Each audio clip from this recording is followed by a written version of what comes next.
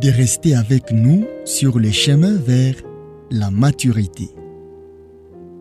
C'est votre plateau qui a la grande mission de vous faire découvrir les contenus des livres chrétiens. Sur ce plateau, nous sommes convaincus qu'en écoutant et en lisant chaque jour la parole de Dieu, nous serons transformés à son image, grandir tel qu'il veut, être tel qu'il veut. Actuellement, nous sommes en train d'être nourris par les contenus du livre Une vie intérieure épanouie. Aujourd'hui, nous allons voir les contenus du 19e chapitre, La vie et la lumière. Que Dieu bénisse votre audition.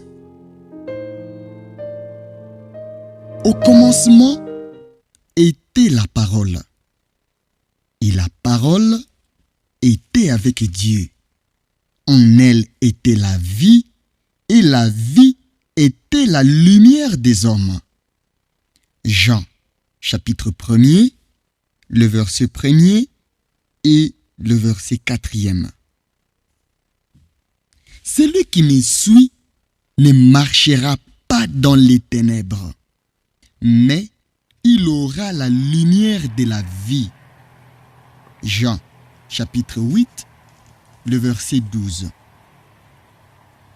Parce que le Christ est Dieu, il peut être la parole de Dieu. Parce qu'il a la vie de Dieu en lui-même, il peut être le révélateur de cette vie. Et ainsi, en tant que parole vivante, il est la parole de vie qui se donne. La parole écrite peut être rendue nulle et sans effet lorsque son appropriation n'est que le fait de la seule sagesse humaine. C'est seulement si nous l'acceptons comme une semence dans laquelle la vie de la parole vivante est cachée pour être vivifiée par l'Esprit Saint qu'elle peut être pour nous la parole de vie. Nos rapports avec la parole écrite de Dieu devraient toujours être inspirés et réglés par la foi en la parole éternelle qui est Dieu. La même vérité est affirmée par l'expression suivante. La vie est la lumière. Quand nous voyons la lumière briller, nous savons qu'à son origine, il y a un feu qui brûle sous une forme ou une autre. Il en est de même dans le monde spirituel. Il doit y avoir la vie avant qu'il puisse y avoir lumière. On peut trouver de la lumière réfléchie par un corps céleste, mort et sombre. Il peut y avoir une lumière empruntée, sans vraie vie, mais seule la vraie vie peut montrer la vraie lumière. Celui qui suit le Christ aura la lumière de la vie. Ces deux états d'une grande vérité spirituelle confirment d'une façon saisissante ce que nous avons appris de l'Esprit de Dieu. De même qu'il connaît les choses de Dieu parce qu'il est la vie de Dieu. Christ est la parole parce qu'il est Dieu et qu'il a la vie de Dieu. Ainsi, la lumière divine brille seulement là où il y a la vie de Dieu. Ces trois réflexions nous ramènent à notre étude de la Bible. La seule leçon, mais combien nécessaire, est que notre étude de l'Écriture peut uniquement nous bénir si la parole écrite nous apporte la vie de la parole éternelle. Sa lumière dans notre cœur brille de la vie qui y est à l'œuvre. Le Saint-Esprit qui connaît les choses de Dieu, car il est la vie de Dieu, les rend vivantes et véritables en nous. Nous revenons à la grande leçon que l'Esprit cherche à nous inculquer à l'égard de la parole de Dieu.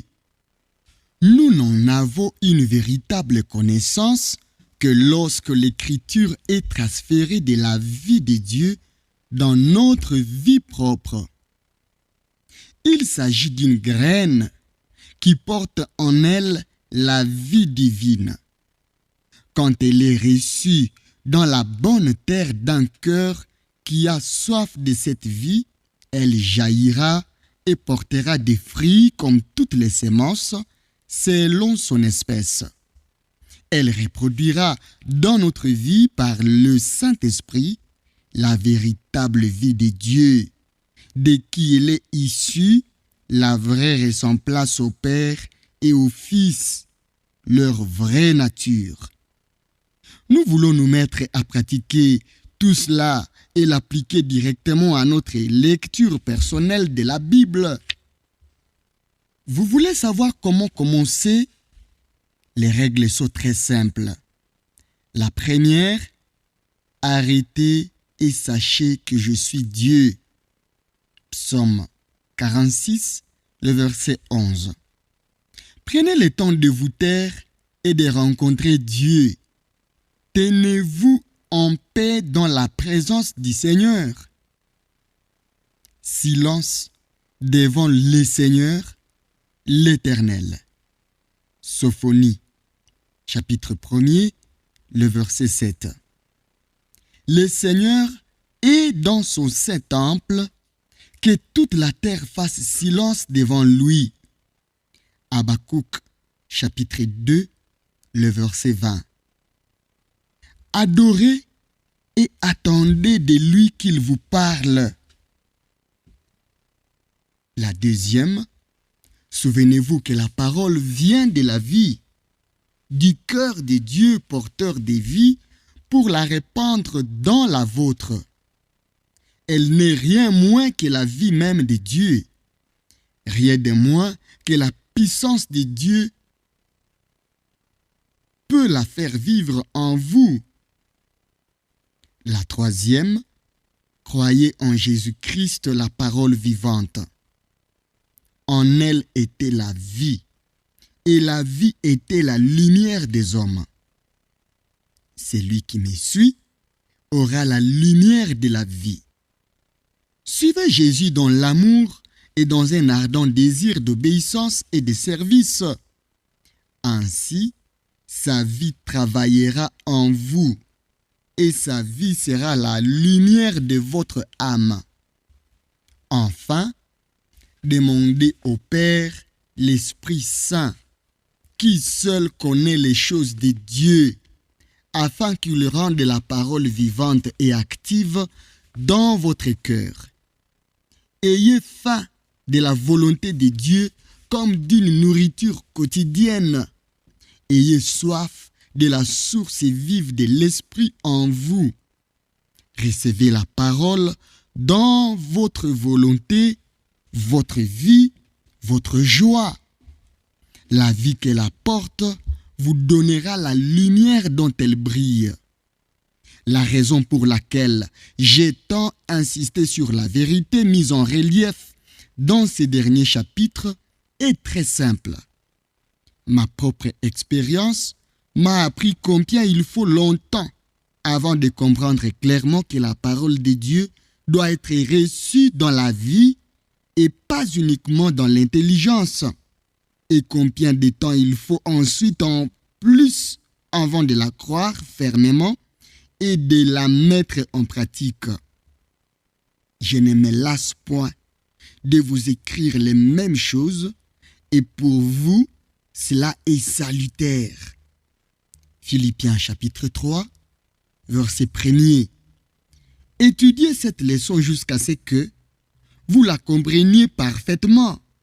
La parole sort de la vie de Dieu, portant cette vie en elle-même, cherchant à entrer dans ma vie et à la remplir de la vie divine.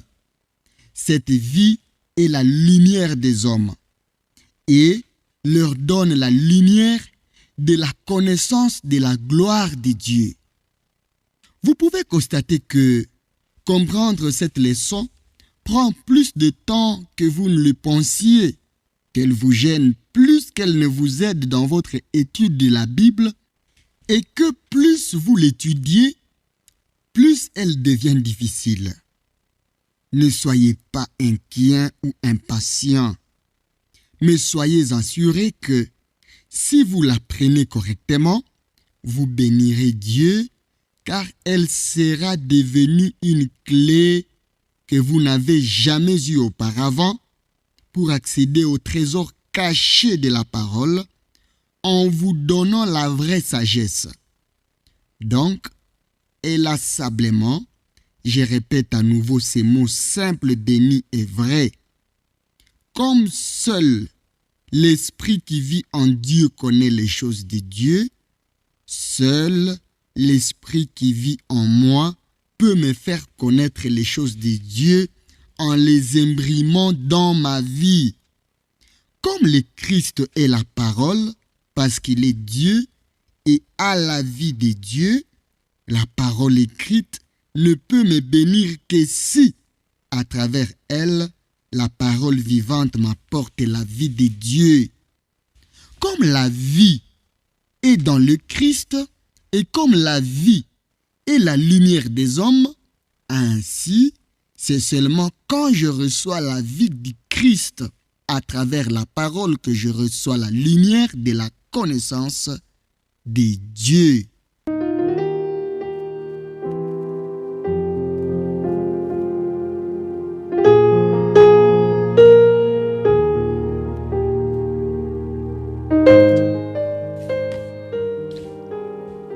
Merci d'avoir suivi cette capsule. Elle a été tirée du livre « Une vie intérieure épanouie » écrit par Andrew Murray. Vous êtes sur le chemin vers la maturité. Sur ce plateau, notre grande mission est de vous faire découvrir les contenus des livres chrétiens. Ici, nous sommes convaincus qu'en écoutant et en lisant chaque jour la parole de Dieu, nous serons transformés à son image, grandir tel qu'il veut, être tel qu'il veut. Nous vous suggérons de transformer en prière ce que le Saint-Esprit vous a donné comme part dans cette capsule. Merci aussi de prier pour nous et de nous soutenir selon la direction du Saint-Esprit. Grâce et shalom au Fils de Dieu.